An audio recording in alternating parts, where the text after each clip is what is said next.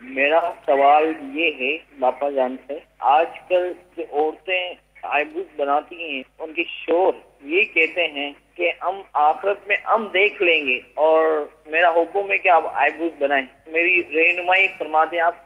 जज़ाकल्लाहु खैरा। इस जुमले में कई एहतिमाल हैं, यानी कि इसके इम्कान आते हैं कि उसकी ये नीयत हो सकती है, वो नीयत हो सकती है। मसलन एक ये शोहर की नीयत हो सकती है, एहतिमाल है इसका कि ये शोहर इसको जायज़ समझता है आईब्रो बनाने को और कहता है कि मेरा हुक्म है तुम मानो, मैं आखिरत में देख लूँगा। यानी मुझसे पूछा गया तो कह दूंगा कि ये आईब्रो बनाना जायज़ था। अच्छा, दूसरा इम्कान, दूसरा एहतिमाल यह है कि शोहर गोया ये कहना चाह रहा है कि ये नाजायज़ तो है, लेकिन जब शोहर इस काम का कहे तो वो जायज़ होता है, जैसा कि जाहिल लोग समझते हैं। इन दो एहतिमालात की वजह से कुफ्र नहीं। अच्छा, अब तीसरा एक एहतिमाल है और वो है कि हुक्म शरई जो है इसका इस्तिग़फ़ाफ़ मुराद हो, यानी इसको घटिया जानना, हल्का समझना मुराद हो।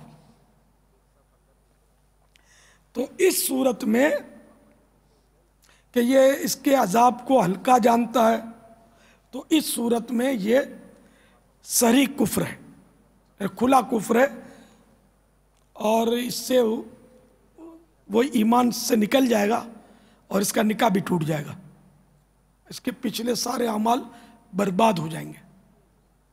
हज भी किया था तो अब वो हज भी ना रहा।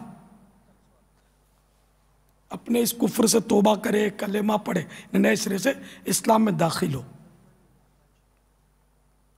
और अगर उसी बीवी को रखना चाहता है तो नए सिरे से उससे निकाह कर ले। किसी का मुरीद था तो वो अब मुरीद भी उसका ना रहा, अब किसी भी जामे शराइत पीर से चाहे तो मुरीद हो जाए। हाँ, नमाजें, रोज़े कज़ा थी, ज़कात चढ़ी हुई थी, उस पर पहले की, ये माफ़ नहीं होती, गुनाह ख़त्म नहीं होते, गुनाह बाकी रहते, ये माफ़ नहीं होंगी।